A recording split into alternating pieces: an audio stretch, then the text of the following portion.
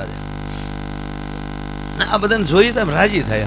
આવડા આપણે હતા ભાડા થવા કપડા મરી ગયા ખાખી સડિયું પહેરી પહેરી એકડે મીંડે કમ ટોલા એવડા થતા. બાપા ખોટી વાત છે મારી? હે કેવા ભગરા ટોલા થતા, આયલી નીકળતા હમણાં. અને પાછા તમને કહું એ સમયમાં માણસ છેતરતો માકડ બહુ થતા ને તો છાપામાં જાહેરાત આવતી, માકડ મારવાના મશીન અમદાવાદમાં મળે છે, આ એડ્રેસ, એટલા રૂપિયા મોકલો. 50 રૂપિયા મોકલવા. 50 રૂપિયામાં માકડ મારવાનું મશીન આવતું. અવડું બોક્સ આવતું. તો બોક્સ ખોલે ને તો 2 પાણા નીકળે. પછી એમાં ચીઠી લખેલી હોય, માકડ મારવાની રીત: એક પાણો નીચે મૂકો, માકડ પકડો, એ પાણા ઉપર મૂકો, પછી બીજા પાણાથી મારો. આને આમ બનાવ્યા હતા આપણને. આ દુનિયાએ જેમ તેમ હલવાડ્યા હતા આપણને. ધંધો જ કરી લેવાનો કોણ ના પાડે?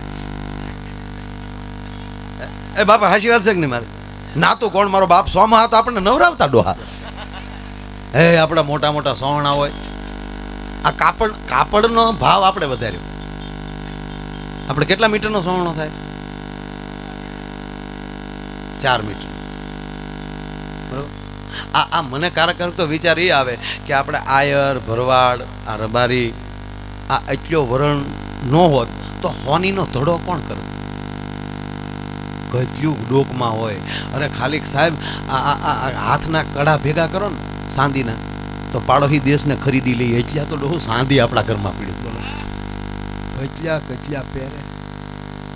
વાણિયા આવું ન કરે. હે વાણિયા પાસે કેટલું છે ને આપણે ખબર જ ન પડે. બધું બેલેન્સમાં પીડ્યું હોય.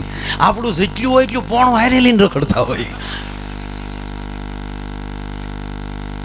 હા વાણિયાનું બહુ બોલું. વાણિયા મને બહુ ગમે. હા વાણિયા છે. વાણિયાની વાડીએ તો રાખતા. એક જણાએ રાપ ભરાવી દીધી સોના હોપાડ ઉભા પગે ઠારક આવ્યો જાય. વાણિયા કે ઘડીક બેઠો જ તે ઘડીક બોલ, પણ કેમ બે? રાપ હલવાઈ ગયેલી. બોલ કે બેહવું નથી તો રાપ કાઢ નાખો. વાણિયાના છોકરાના લગ્ન ટાઈમ છે ને બધા પાસે? હા હોય જ ને આપણી પાસે ટાઈમ. એટલે આમાં શું છે પછી સવારે ઓલું કાર્યક્રમ છે એટલે એ લક્ષમાં લઈને કહું. હા એ તો વાંધો ક્યાં આપણે. હવે તો આપણે બધા ઘરના છીએ અને આપણે એવું લાગશે જ્યારે કીર્તિદાન ભાઈને બેહાડશું, નહીં તો આપણે ઘરના છીએ.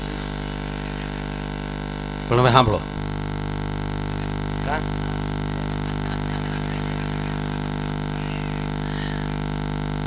છોકરા જોઈ તો મજા આવે.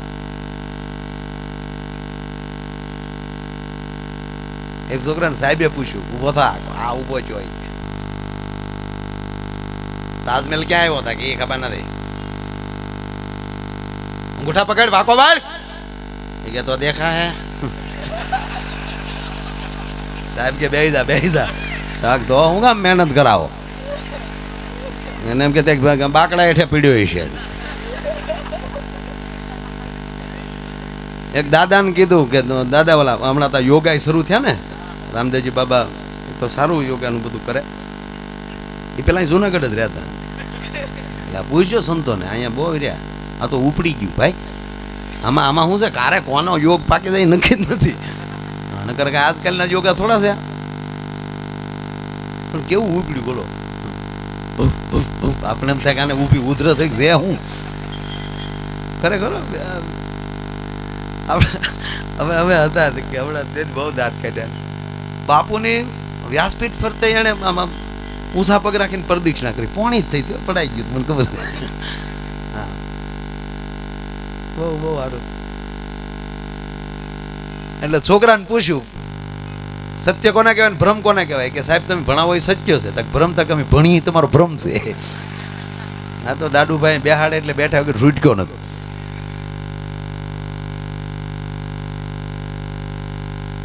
એટલે વાત એ કરતો હતો કે આ ખરેખર યુગ સારો છે. આ દુનિયામાં અત્યારે કોઈ દુઃખી છે જ નહીં અમરીશભાઈ. એક પણ ઘર એવું નથી કે આખો દી મજૂરી કરે કનુમામાં અને હાંજે રોટલા ભેગો થાય એવું એક પણ ઘર નથી. લહેર કરવા જેવો. સતા દુઃખી કોણ છે ખબર? જે બીજાની પ્રગતિ નથી જોઈ શકતો ને એ જ આ દુનિયામાં દુઃખી હોય. બાકી બીજાની પ્રગતિ જોઈને જે રાજી થતો હોય એ કોઈથી દુઃખી ના હોઈ શકે. કોક સારું કામ કરતા એમાં અહોમ કરીને કૂદી પડો ને કોકને એવી પ્રેરણા મળી હોય.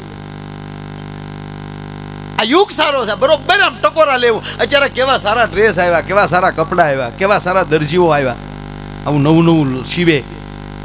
હે નગર તઈ જુનાગઢ જબો આપણે પહેરતા, આનો ટોલાત મગજમાં જ ગળી ગયા મારા. બાજુ તમે શું દાત કરો, તમે હિતળા હાચમ સિવાય નોચ્યું નાચ્યું એ આમ આમ લીખ્યું ખેંચ્યું છે હારા, જાણે આપણે એમ થાય મોતી પરોવ્યા લટુમાં.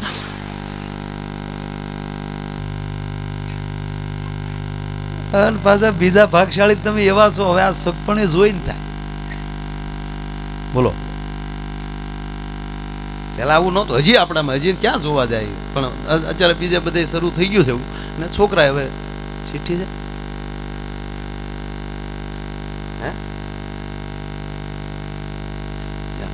ધીરે ધીરે જાઉં છું, મને મગજમાં જ છે. ધીરે ધીરે પણ કંઈક થોડા કામ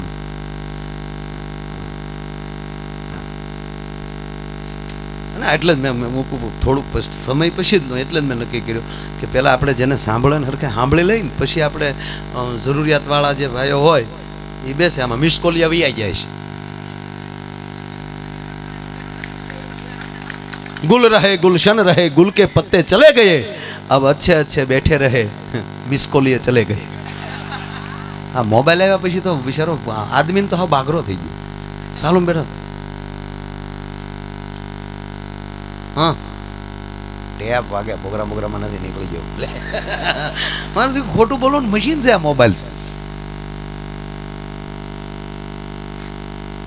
એક ભાઈ હમણાં ખરેખર મેં અગાશીમાંથી ફોન કર્યો, ક્યાં છો? મને કે બસ મુંબઈ.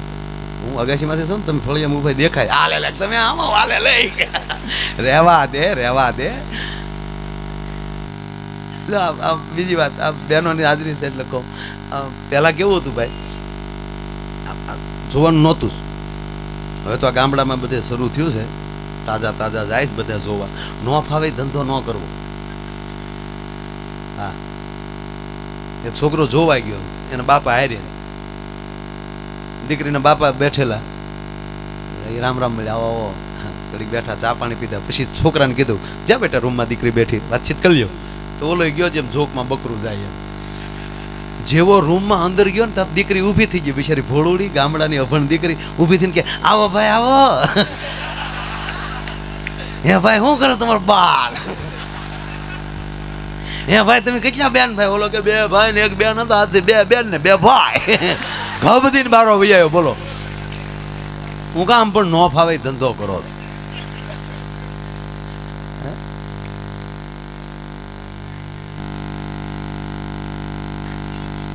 હા ખરેખર હા વ્રત સાહેબ, જે ગામમાં સંબંધ થયો એ ગામમાં પ્રસંગમાં નહોતું જવાતું. મર્યાદા જોવાની વાત તો ન્યા ગઈ. સંબંધ થઈ જાય પછી સમય પ્રમાણે, તહેવાર પ્રમાણે ઘરેણા મોકલે, કપડાં મોકલે. પછી પેલા જે ઘરેણા મોકલ્યા દીકરી છે મોટી થઈ જાય એટલે તરત ન્યાલી કેવરાવે કે હવે આ તમારા સડાક ઝાંઝરીઓ તમે મોકલી ટૂંકી પડે છે, બીજી મોકલો. આવું બધું હાલતું. તહેવાર પ્રમાણે, પ્રસંગ પ્રમાણે કંઈક મોકલતા. હવે આવું કાંઈ નહીં. સંબંધ થઈ જાય એટલે છોકરો હામાં અમારા દીકરા મોબાઈલ લઈ લે. આપણે એમ થાય ભાઈ વાળું કરીને હુઈ ગયો, હુઈ ન જોઈ ગોદડા હોપટ મેસેજ જતા હોય. કંટ્રોલ કંટ્રોલ કંટ્રોલ માફક રહ્યો.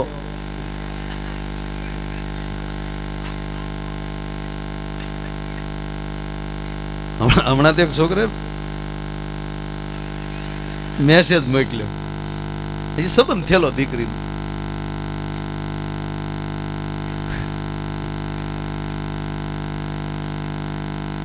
અને નવા મેસેજ તો એવા જ હોય. એ તો હવે મોબાઈલ છે એટલે મેસેજ મોકલે. પેલા મોબાઈલ નહોતા ત્યારે અમુક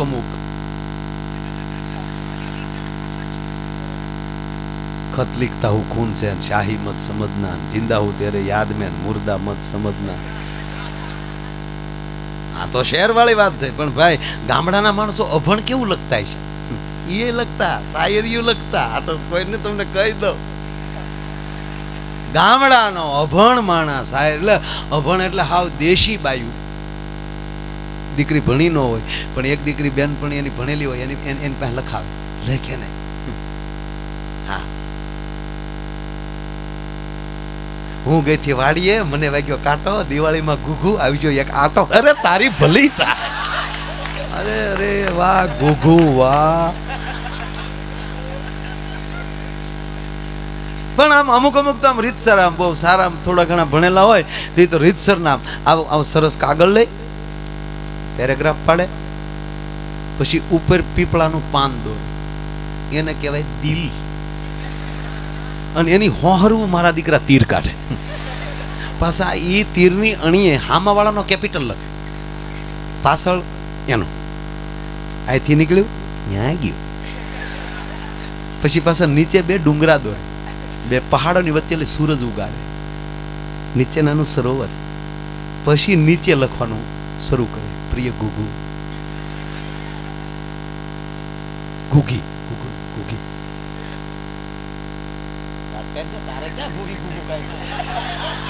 આ અમારે મંજીરા વહેલા શીખી ગયો, નથી બંધાતું, લ્યો મરી ગયા તો. હામા વાળા પૂછે કે તમારો મૃત્યુ ધંધો શું કરે, હું કેવું. મેં એક બે વાર્તા શીખવાડી પણ નો કવિ મંડાણા. પછી લખે, પ્રિય ઘૂઘી, ઉગતા સૂર્યની કિરણોમાં આથમતી સંધ્યામાં હર પલ તને યાદ કરું છું. બપોરે તને યાર ઉકળડે પણ એક એક આખી મેસેજ મોકલ્યો ઓલે છોકરે. શરૂઆતના મેસેજ એવા હોય બધા, સૂતી હો તો સપના મોકલજે, રડતી હો તો આંસુ મોકલજે, હસતી હો તો હસી મોકલજે, જાગતી હો તો શમણા મોકલજે. દીકરીને મેસેજ આવ્યો, જોયું. દીકરીએ વાંચીને કીધું કે લુકેશ મરવાનો થયો હતા. પણ શબીર જવાબ મોકલ્યો, ટકો તોડી નાખ્યો. ટૂંકું જ લખ્યું, વાસણ ધોશું, એઠવાડ મોકલું.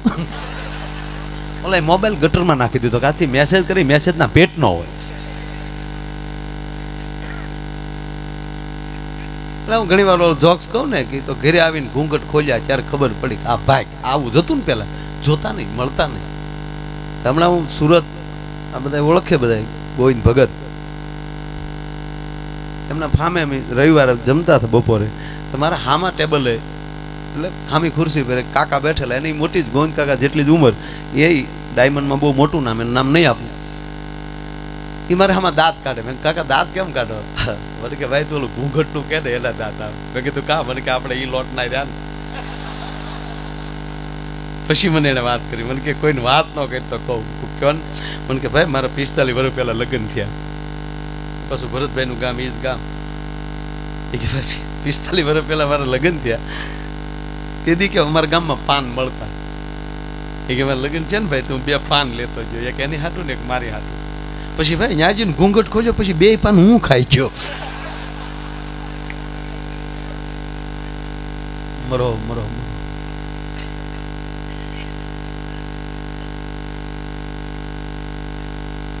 પણ એક મુદ્દો મને બહુ ગમે છે.